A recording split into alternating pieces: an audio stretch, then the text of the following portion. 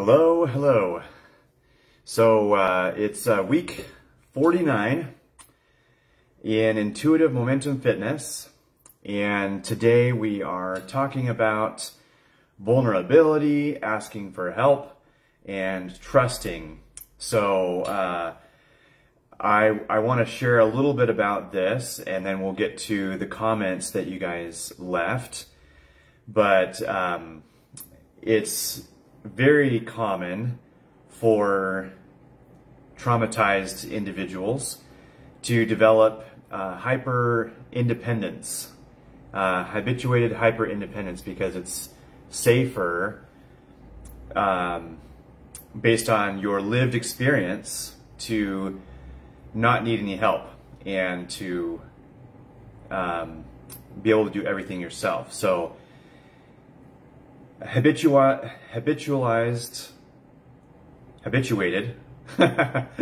hyper-independence is pretty common, along with perfectionism, thinking that something has to be absolutely above any kind of approach, like no faults whatsoever, nothing that could be criticized, because that is usually what we have experienced in the past. Excessive and relentless and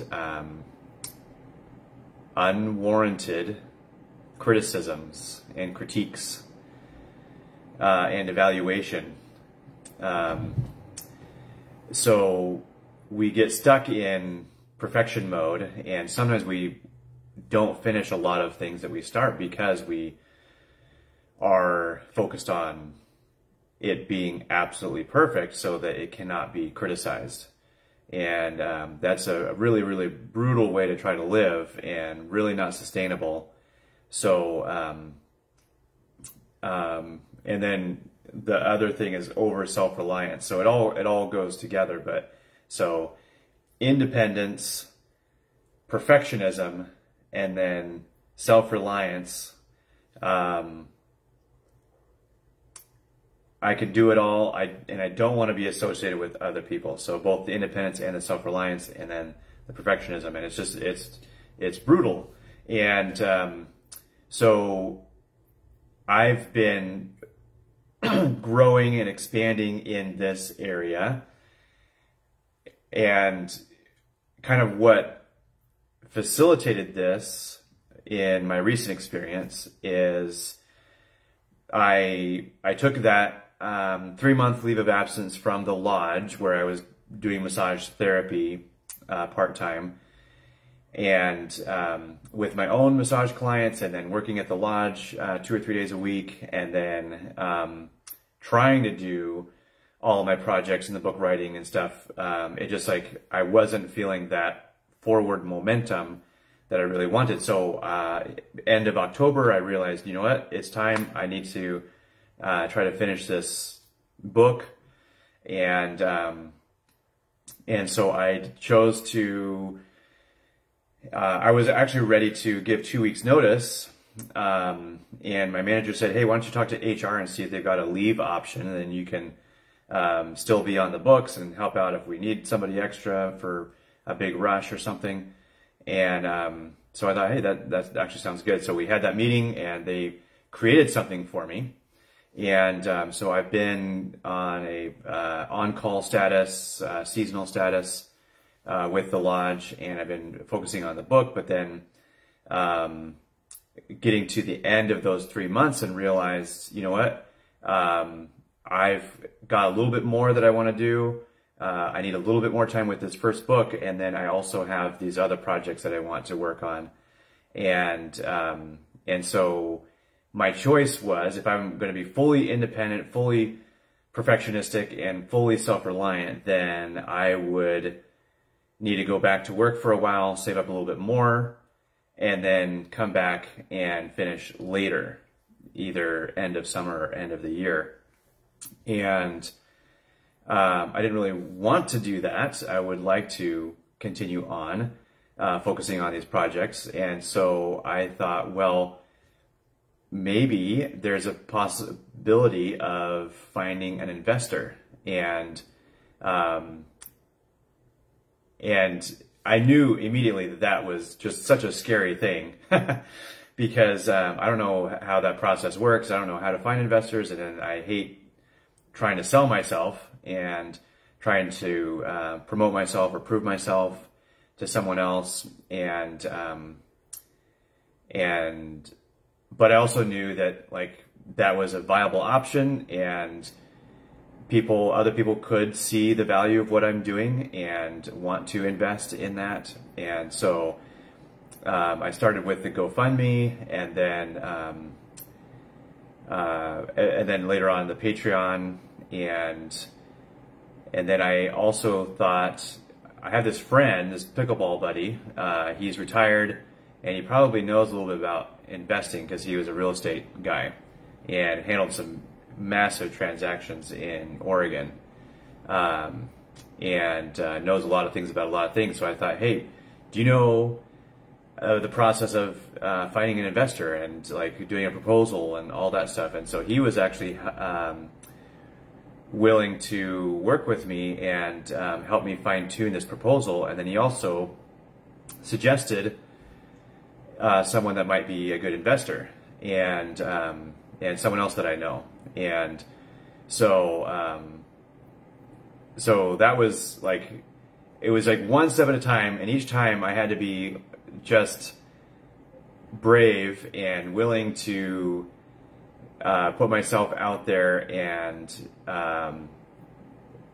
to be willing to recognize my value to other people, and trust that I wasn't being annoying or obnoxious the way I always felt when I was a kid, and asking for any needs.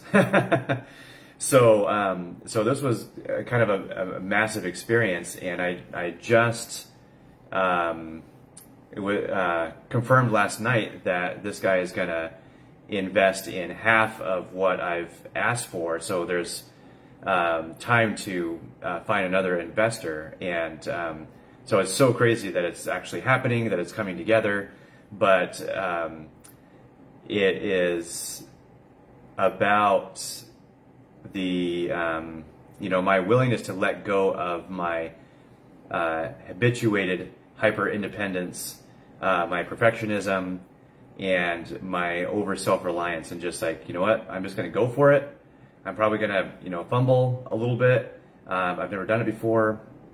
But like trusting people to be gracious and understanding and excited, and trust that they see my value and want to invest in me.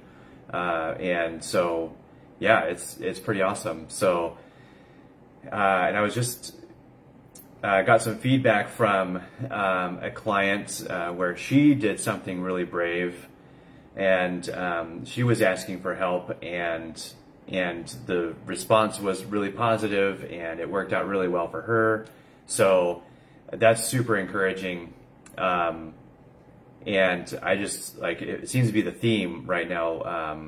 A lot of people learning to be vulnerable and ask for help, and I think that's what we need if we're going to heal the systems in our society, in our culture. We have to step outside of the systems and step outside of the hyper independence that we've prized, and be vulnerable in becoming family again. So yeah, really, really, really cool.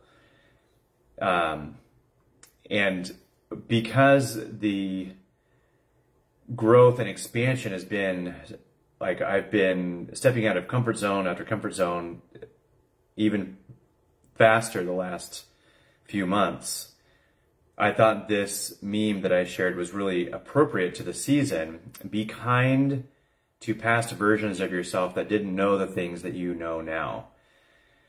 And there's so many ways that this could apply, and so many ways to take this. But what I've been thinking of is, it has been a habit and easier for me to assume that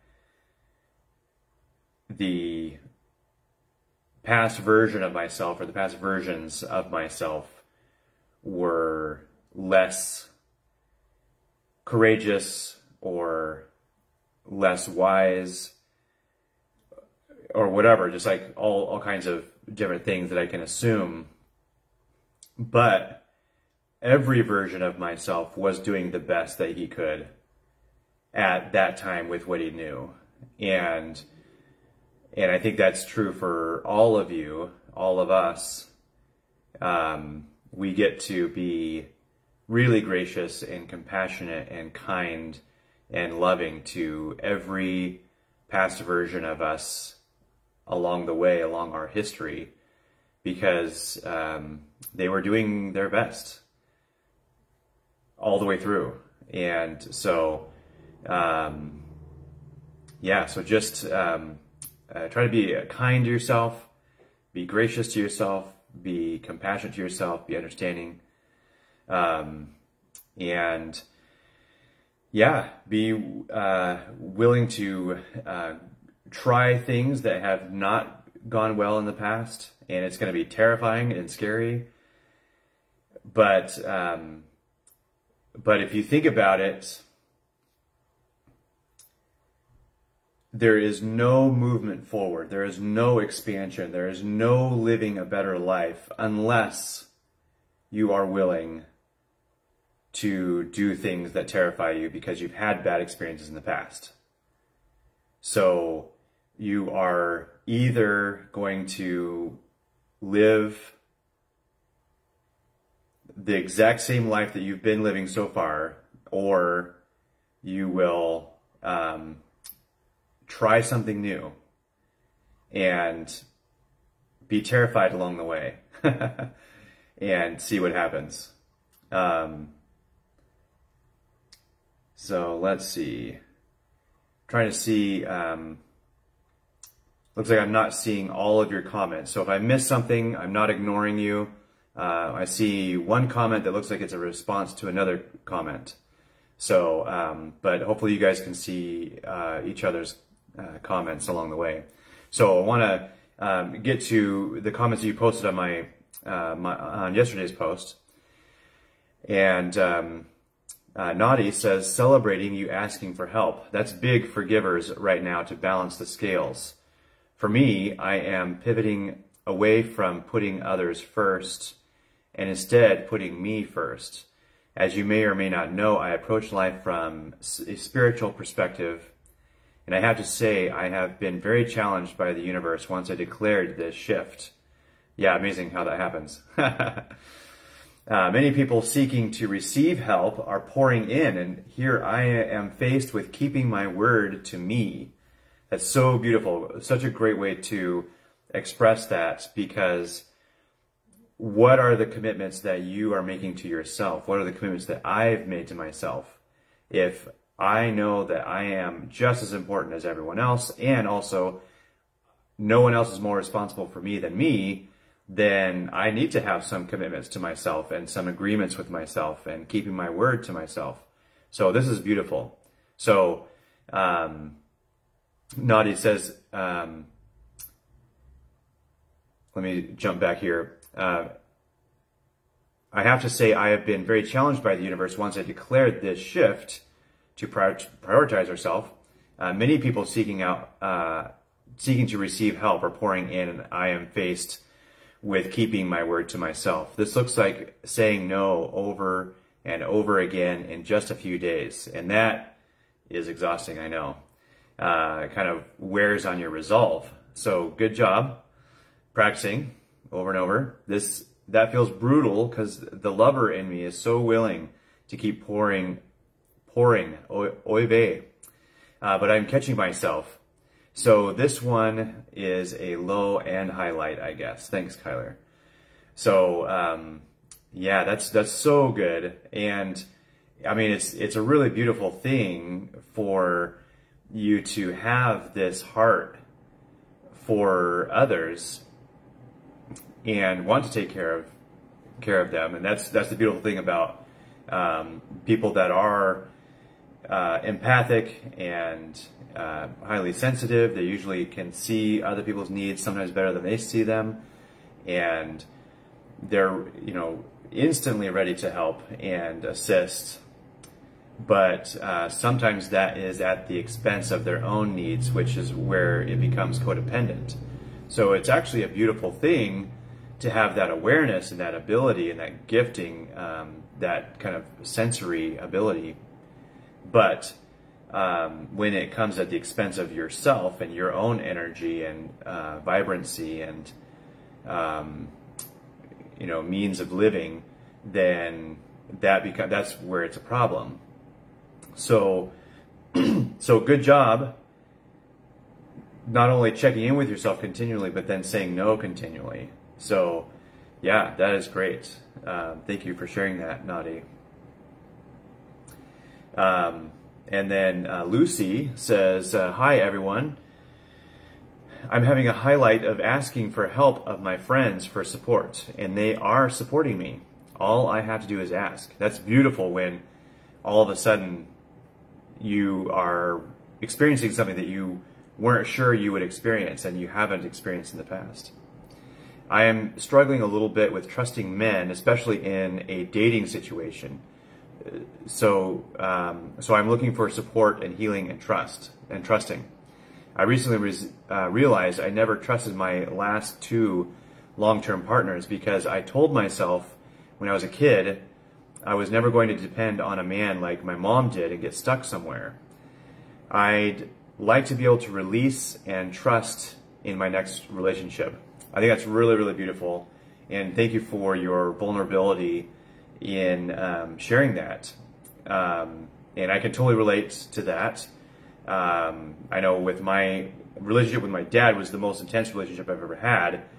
But, you know, even though it was with my dad, my body still kind of freaks out anytime I get really close to someone, and I'm like not sure about the relationship or whatever. So I can relate to that challenge. And it is also really challenging when you're a little kid and you see something and you don't have all of life's, you know, you don't have a lot of perspective yet because you're still a little kid and you don't have objectivity quite as much, and obviously not a lot of life experience yet, but those early life experiences make a big impact, and sometimes the beliefs that we form early on leave a lasting imprint.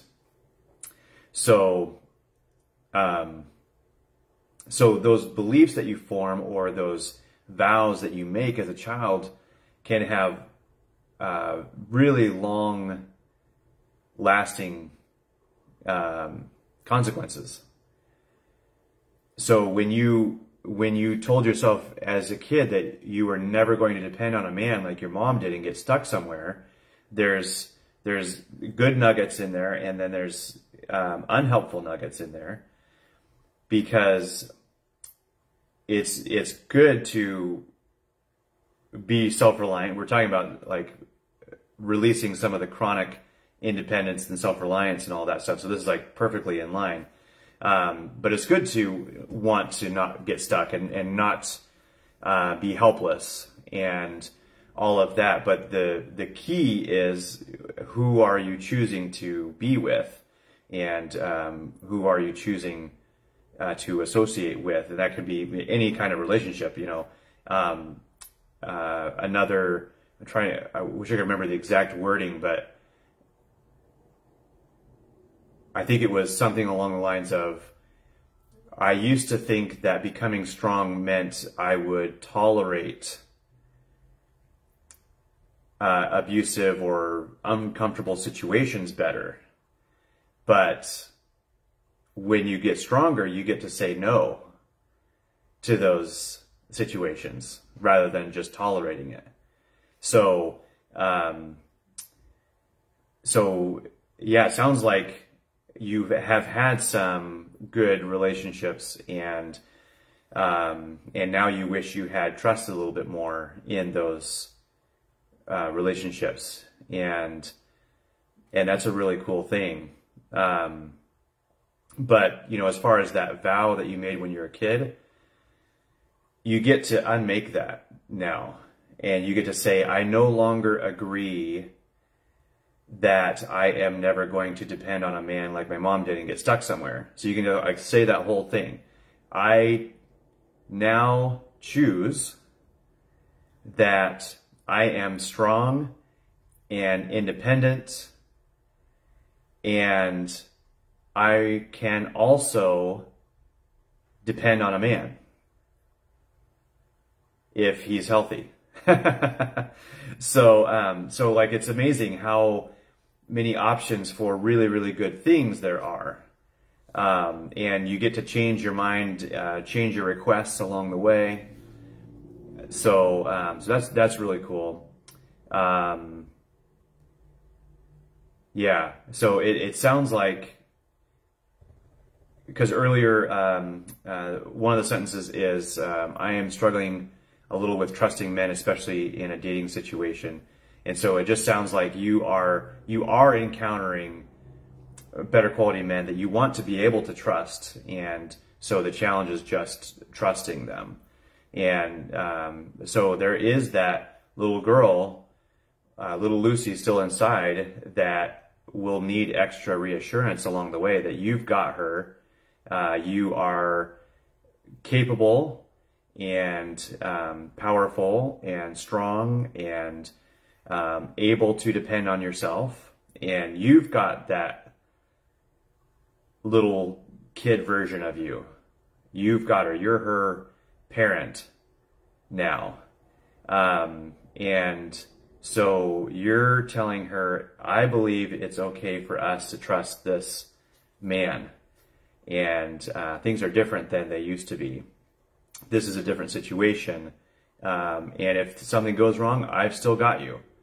And I'm very powerful and capable, and I've got this. So, yeah, so great job. Thank you for sharing this processing that you've been doing. I love that. That's so helpful. Danielle can relate to all of that. So yeah, and it's okay to be wherever you are in the process. So if you're still in that place where you don't trust men, and it's probably not safe to, that's okay to be in that place. But eventually there's going to be healing, and you'll be venturing back into that space of testing out, trusting again, but then ultimately still having your own back, being the hero of your own story. So, yeah, it's just more fun when you get to partner with another hero. So we're all the hero of our own story, and ideally we are all encouraging each other and cheering each other on to be the hero of their own story.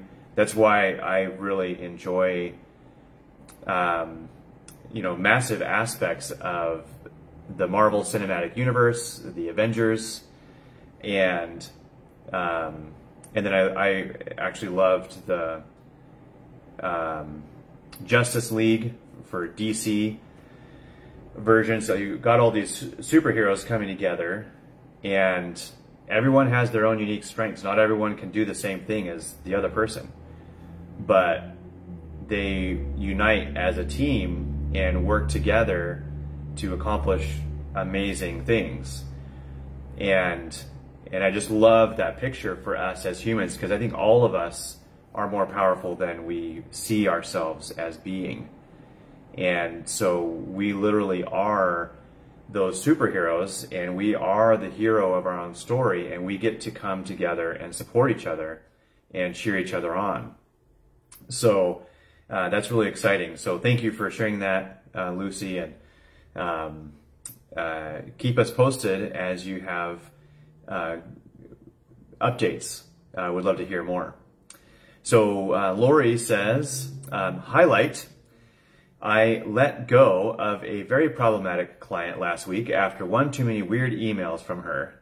Woot! so scary. And I think eventually I will feel great about it. That is perfect. I love your transparency there. It is really scary, and sometimes it does take a while to recover and kind of calm down from the trauma response, from the nervous system activation. So I don't know what your go-to trauma response is: fight, flight, freeze, or fawn. But yeah, I love that you did that and you're able to share that highlight with us. And also just love that you finally set that boundary with her, that, you know, you don't tolerate problematic clients. And that's so great for you, because it's not your job to take care of everyone. So, so yeah, good job setting that boundary, releasing that client, and hopefully you can continue to recover from that situation. So, low light, I stopped eating my beloved daily Go Macro bars last week too, and I miss them a lot. They make me feel full, which healthy food never does, and they are pretty healthy as far as protein bars go. It's just that they have a lot of sugar, so I was hoping I could do more in the direction of being less addicted to sugar. So grateful for everyone here. Yeah, so that's a really good consideration and kind of self-managed edit to your nutrition. I've definitely gone through kind of levels of protein bars, because protein bars are really handy to have when you need to have a meal real quick and you don't really have time to make something, or you didn't pack ahead of time. It's an amazing kind of fallback to be able to have. And so over the years, I continued to upgrade. Like, there was one that was like really great ingredients, except that half or more of the protein powder was from soy, which is not great for anyone necessarily, but definitely not for a man, as it's a thyroid depressant. It kind of plays with the hormones a lot. So I was sad to have to stop eating that protein bar. And then I had some other ones, and it was like great ingredients. And then I realized that I was actually tracking and noticing a reaction that I had to the erythritol that was a supposedly healthy sugar substitute that was in there, but it was like really messing with my gut. And then I found out other people were experiencing the same thing with that. So then I had to drop those, and then some other ones along the way. So yeah, it's a struggle. It's really, really tricky. So I would, you know, if the protein was helping, I would figure out how to, you know, experiment with some other high protein meals or snacks and see if you can get that same feeling of fullness and feeling fed for a few hours from something else. So yeah, definitely play with that a little bit. And if you need some ideas, reach out to me, kind of share with me what you are eating, when you're eating it, and how you're feeling, and then let me know how it's going. So that would be great. So yeah, let me know if there's any questions you guys have right now. A little bit lighter today. I am prepping for a presentation on Sunday that I'll be giving online to women about the basics of health and fitness and honoring the body and all that stuff. So, so I've been making some notes and preparing that presentation. But one of the things that I did in preparation for that was listen to a talk on water today by some water experts, and had a couple of interesting nuggets that I wanted to share with you guys. Let me turn to the right page here. So you may have seen my little post about it initially, but on Facebook. But when a baby is born, it's 80% water. And I was recently confused about how much water we are, because I always thought it was like 70–80%, and then recently they started saying no, it's like 60%, and I was like, it keeps getting lower, the percentage. And so this kind of makes more sense, because a baby is 80% water when it's born, and then an older adult right before they die is about 40%. And so like that's a massive drop in hydration. And water is the #1 ingredient in the body, and every transaction in the body requires water. And every cell, it's the #1 ingredient of every cell in the body. So, and your body is constantly making new cells. Water facilitates, nice. Water facilitates electrical currents. And your body has electricity running through it in currents, in specific patterns. So it can literally be shocking. But yeah, that's a 40% drop, or 50% drop in water between birth and death. So the other thing that happens with older people is not only are they, like, for some reason, like, they tend to just refuse to drink enough water. They'll be encouraged over and over, and they'll just take little sips, and they're just barely drinking any water, and it's crazy. But then also they're losing taste buds, or the taste buds aren't working anymore, probably because they're dehydrated. And so then they add a lot of salt to their meal. And so they are drying and pickling themselves. And it's not good. So like if we can get in the habit now of hydration and eating well, and all these little habits that help, it's going to make such a difference when we're older.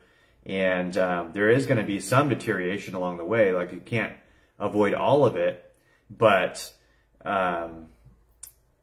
it's like making these habits solid in our lives is really, really helpful. Oh, the other thing was the importance. First, apparently 1% of 1% dehydration. So just becoming dehydrated 1% more reduces cellular communication 1 million times.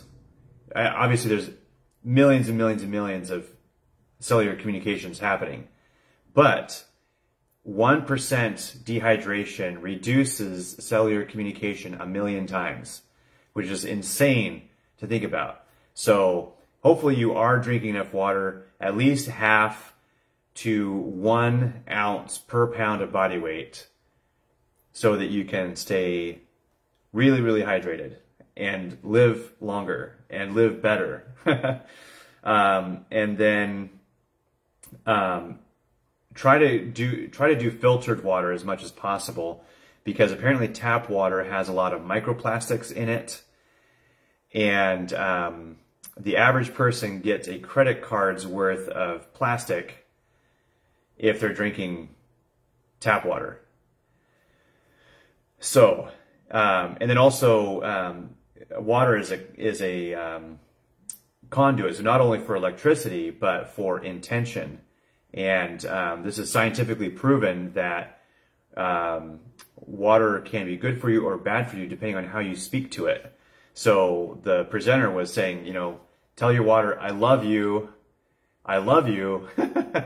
and then it's going to be really good for you as you drink. So, yeah, so let me see if I can catch up on some of these comments. All right, let's see.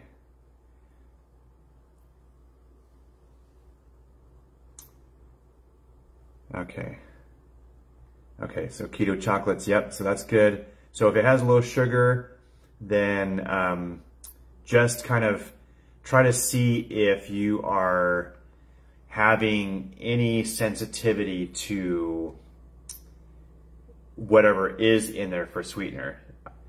As far as I can tell, I don't have any issues with stevia.